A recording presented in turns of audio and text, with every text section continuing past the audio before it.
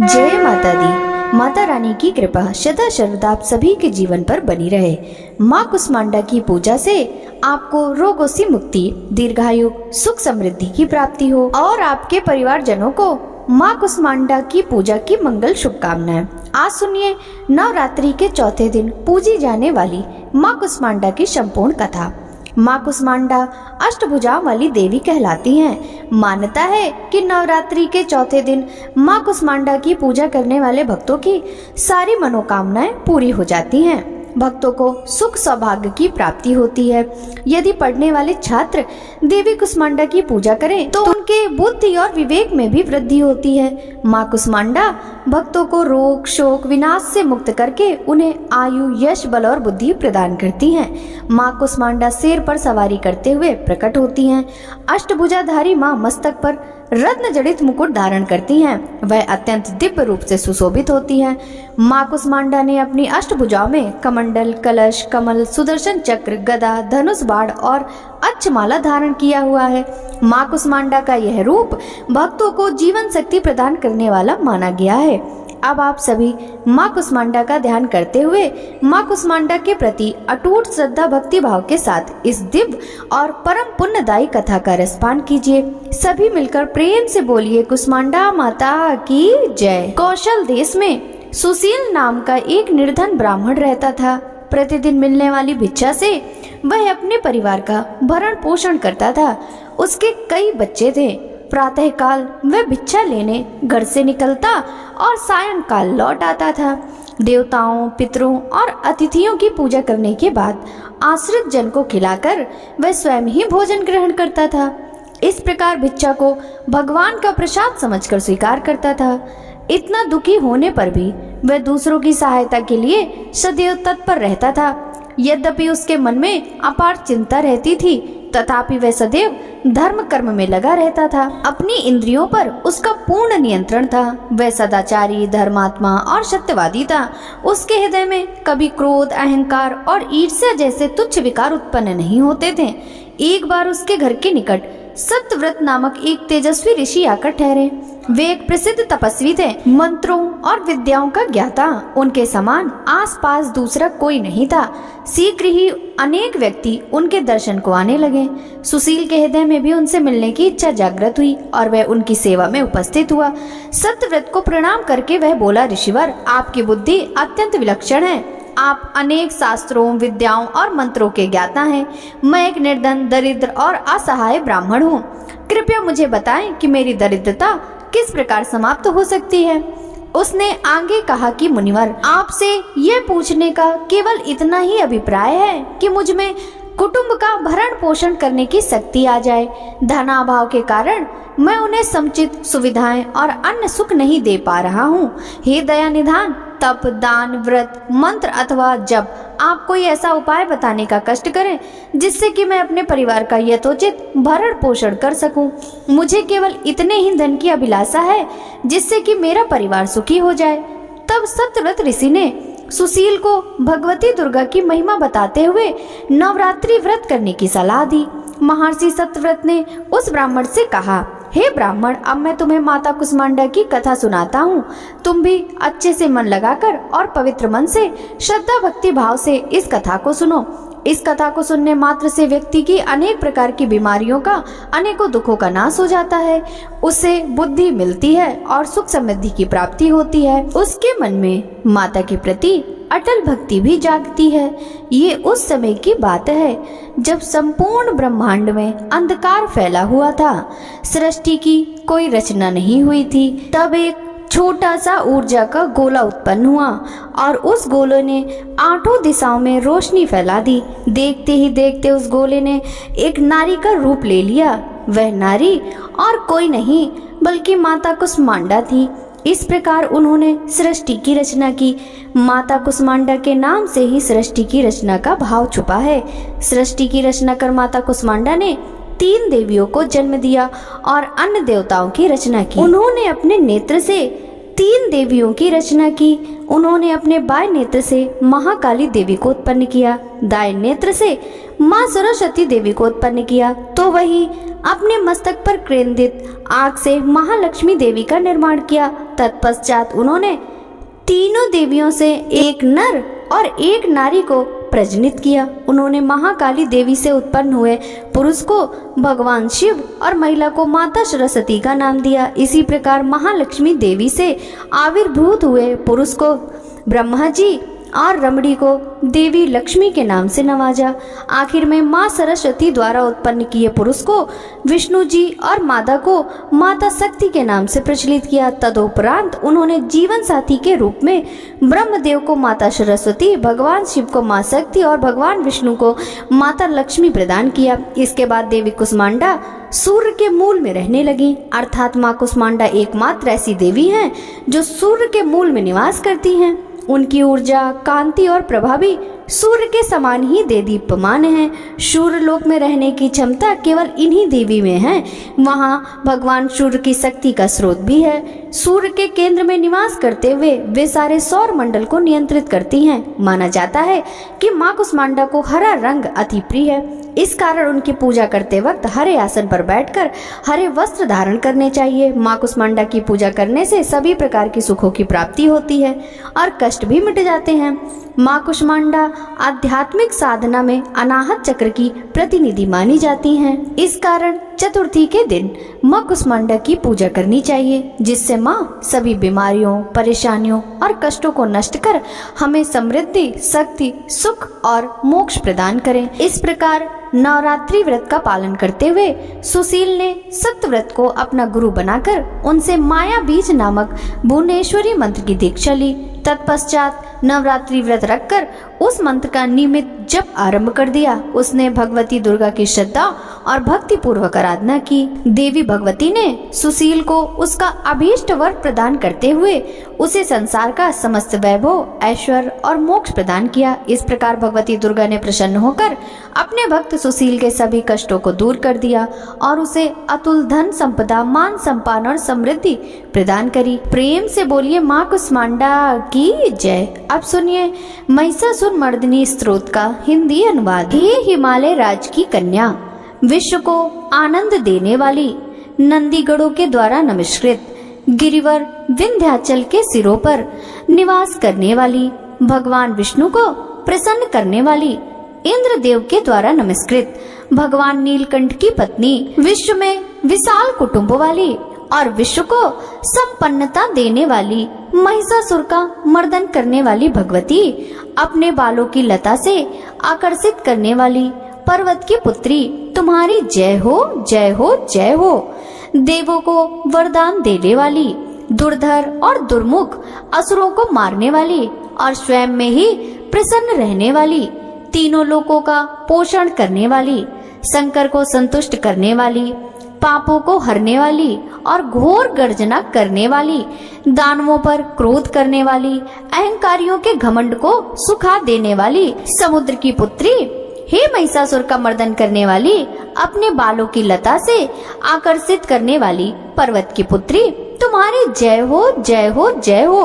हे जगत माता, मेरी माँ, प्रेम से कदम्ब के वन में वास करने वाली, हास्य भाव में रहने वाली, हिमालय के शिखर पर स्थित, अपने भवन में विराजित, शहद की तरह मधुर मधु कैटब का मद नष्ट करने वाली, महिष को विदीर्ण करने वाली, सदा युद्ध में लिप्त रहने वाली, हे महिषासुर का मर्दन करने वाली, अपने बालों की लता से आकर्षित करने वाली पर्वत की पुत्री, तुम्हारी जय हो, जय हो, जय हो।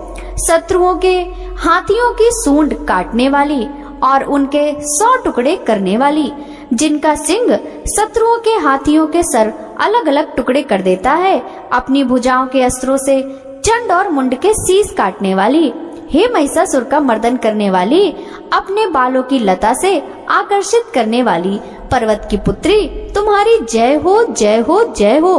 रण में मदोन्मत्त शत्रुओं का वध करने वाली, अजर अविनाशी शक्तियां धारण करने वाली, शिव की चतुराई जानकर उन्हें अपना दूत बनाने वाली, दुर्मति और बुरे विचार वाले दानव के दूत के प्रस्ताव का अंत करने वाली, हे महिषासुर का मर्दन करने वाली, अपने बालों की लता से आकर्षित करने वाली पर्वत की पुत्री, तुम्हारी जय हो जय हो जय हो। शरणागत शत्रुओं की पत्नियों के आग्रह पर उन्हें अभय देने वाली, तीनों लोकों को पीड़ित करने वाले, दैत्यों पर प्रहार करने योग्य, त्रिशूल धारण करने वाली, देवताओं की दुदुम्बी से दुमी दुमी की ध्वनि को सभी दिशाओं में व्याप्त करने वाली, हे महिषासुर का मर्दन करने वाली, अपने बालों की लता से आकर्षित करने वाली पर्वतराज की पुत्री, तुम्हारी जय हो जय हो जय हो। मात्र अपनी हुंकार से ध्रूम लोचन राक्षस को धूम्रयानी धुएं के समान भस्म करने वाली, युद्ध में कुपित रक्त बीज के रक्त से उत्पन्न अन्य रक्त बीजों का रक्त पीने वाली, शुंभ और निशुंभ दैत्यों की बलि से शिव और भूत प्रेतों को तृप्त करने वाली, हे महिषासुर का मर्दन करने वाली, अपने बालों की लता से आकर्षित करने वाली पर्वतराज की पुत्री, तुम्हारी जय हो जय हो जय हो। युद्ध भूमि में जिनके हाथों के कंगन धनुष के साथ चमकते हैं, जिनके सोने के तीर शत्रुओं को विदीर्ण करके लाल हो जाते हैं और उनकी चीख निकालते हैं, चारों प्रकार की सेनाओं यानी हाथी, घोड़ा, पैदल, रथ का संहार करने वाली, अनेक प्रकार की ध्वनि करने वाले बटुकों को उत्पन्न करने वाली, हे महिषासुर का मर्दन करने वाली, अपने बालों की लता से आकर्षित करने वाली पर्वतराज की पुत्री, तुम्हारी जय हो जय हो जय हो। देवांगनाओं के तथा थई थई आदि शब्द से युक्त भावमय नृत्य में मग्न रहने वाली, कुकुत अड्डी विभिन्न प्रकार की मात्राओं वाले, ताल वाले स्वर्गीय गीतों को सुनने में लीन, मृदंग की धूध कुट धीमी धीमी आदि गंभीर ध्वनि में लिप्त रहने वाली, हे महिषासुर का मर्दन करने वाली, अपने बालों की लता से आकर्षित करने वाली पर्वत की पुत्री, तुम्हारी जय हो जय हो जय हो।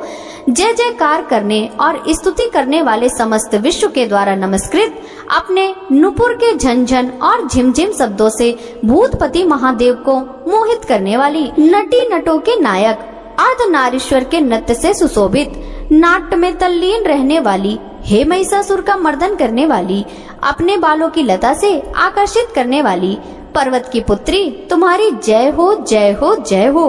आकर्षक कांति के साथ अति सुंदर मन से युक्त और रात्रि के आश्रय अर्थात चंद्रदेव की आभा को अपने चेहरे की सुंदरता से फीका करने वाली, काले भंवरों के समान सुंदर नेत्रों वाली, हे महिषासुर का मर्दन करने वाली, अपने बालों की लता से आकर्षित करने वाली पर्वतराज की पुत्री, तुम्हारी जय हो जय हो जय हो। महायोद्धाओं से युद्ध में चमेली के पुष्पों की भांति कोमल स्त्रियों के साथ रहने वाली तथा चमेली की लताओं की भांति कोमल भील स्त्रियों से जो झींगुरों के झुंड की भांति घिरी हुई हैं, चेहरे पर उल्लास से उत्पन्न उषा काल के सूर्य और खिले हुए लाल फूल के समान मुस्कान वाली, हे महिषासुर का मर्दन करने वाली, अपने बालों की लता से आकर्षित करने वाली पर्वतराज की पुत्री, तुम्हारी जय हो जय हो जय हो। जिसके कानों में लगातार मद बहता रहता है, उस हाथी के समान उत्तेजित, हे गजेश्वरी, तीनों लोकों के आभूषण, रूप, सौंदर्य, शक्ति और कलाओं से सुशोभित, हे राजपुत्री, सुंदर मुस्कान वाली, स्त्रियों को पाने के लिए मन में मोह उत्पन्न करने वाली, कामदेव की पुत्री के समान, हे महिषासुर का मर्दन करने वाली, अपने बालों की लता से आकर्षित करने वाली पर्वत की पुत्री, तुम्हारी जय हो जय हो जय हो। जिनका कमल दल के समान कोमल, स्वच्छ और कांति से युक्त मस्तक है, हंसों के समान जिनकी चाल है, जिनसे सभी कलाओं का उद्भव हुआ है, जिनके बालों में भौरों से घिरे हुए कुमुदनी के फूल और बकुल पुष्प सुशोभित हैं, उन महिषासुर का मर्दन करने वाली, अपने बालों की लता से आकर्षित करने वाली पर्वत की पुत्री, आपकी जय हो जय हो जय हो। जिनके हाथों की मुरली से बहने वाली ध्वनि से कोयल की आवाज भी लज्जित हो जाती है, जो खिले हुए फूलों से रंगीन पर्वतों से विचरती हुई पुलिंद जनजाति के स्त्रियों के साथ मनोहर गीत गाती जाती हैं, जो सद्गुणों के संपान सबरी जाति की स्त्रियों के साथ खेलती हैं, उन महिषासुर का मर्दन करने वाली, अपने बालों की लता से आकर्षित करने वाली पर्वत की पुत्री, आपकी जय हो जय हो जय हो। जिनकी चमक से चंद्रमा की रोशनी फीकी पड़ जाए, ऐसे सुंदर रेशम के वस्त्रों से जिनकी कमर सुशोभित है, देवताओं और असुरों के सिर झुकने पर उनके मुकुट की मड़ियों से जिनके पैरों के नाखून चंद्रमा की भांति दमकते हैं, और जैसे सोने के पर्वतों पर विजय पाकर कोई हाथी मदोन्मत्त होता है, वैसे ही देवी के वत्स स्थल कलश की भांति प्रतीत होते हैं। ऐसी है हे महिषासुर का मर्दन करने वाली, अपने बालों की लता से आकर्षित करने वाली पर्वत की पुत्री, तुम्हारी जय हो जय हो जय हो।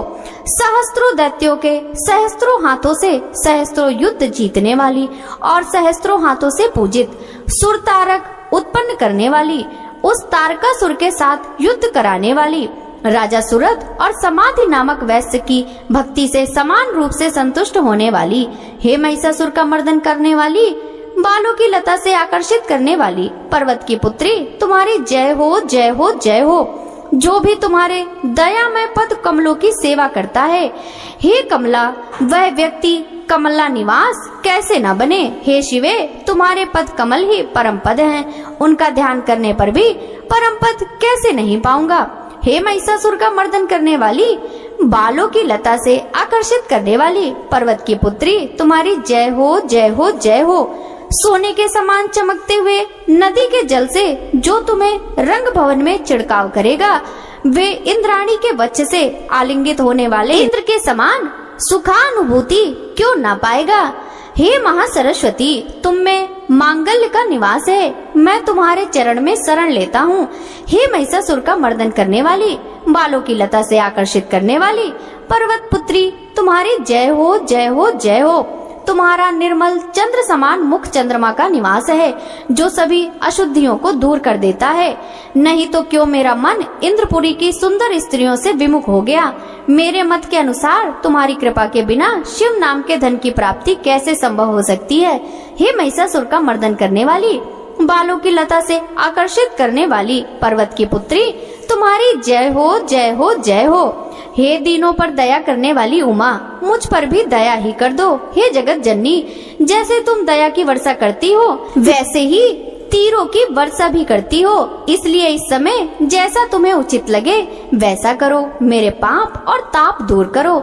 हे महिषासुर का मर्दन करने वाली, बालों की लता से आकर्षित करने वाली पर्वत की पुत्री, तुम्हारी जय हो जय हो जय हो। प्रिय भक्तों, अब हम सब मिलकर पूजन में तथा पाठ में हुई भूल चूक एवं त्रुटियों के लिए माँ भगवती से क्षमा प्रार्थना करेंगे। हे परमेश्वरी, मुझसे रात दिन सहस्त्रों अपराध होते रहते हैं, अतः आप मुझे अपना दास समझकर कृपा पूर्वक मेरे उन अपराधों को क्षमा करो। हे परमेश्वरी, ना तो मैं आवाहन करना जानता हूँ, न विसर्जन करना जानता हूँ, और न पूजा करने का विधान ही जानता हूँ। हे परमेश्वरी, मुझे क्षमा करो। हे सुरेश्वरी, मैंने जो मंत्रहीन, क्रियाहीन और भक्तिहीन पूजन किया है, वह सब आपकी कृपा से पूर्ण हो।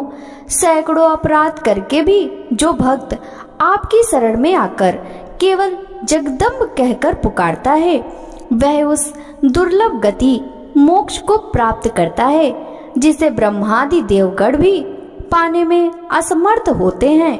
हे जगदम्बिके, मैं अपराधी हूँ, किंतु आपकी शरण में आया हूँ। इस समय मैं दया का पात्र हूँ, तुम जो चाहो करो। हे देवी, हे परमेश्वरी, अज्ञानवश यह बुद्धि भ्रम होने के कारण भूल से जो कुछ भी मैंने कम या अधिक कर दिया हो, वह सब क्षमा कर प्रसन्न हो जाओ। हे जगन माता, कामेश्वरी, हे सच्चिदानंद स्वरूपणी परमेश्वरी, आप प्रेम पूर्वक मेरी यह पूजा स्वीकार करो और मुझ पर प्रसन्न हो। हे सुरेश्वरी, आप गोपनीय से भी गोपनीय वस्तु की रक्षा करने वाली हो। आप मेरे द्वारा किए हुए इस जप को ग्रहण करके मेरे सभी अपराध क्षमा करो। हे देवी, हे महेश्वरी, आपकी कृपा से मुझे सिद्धि प्राप्त हो।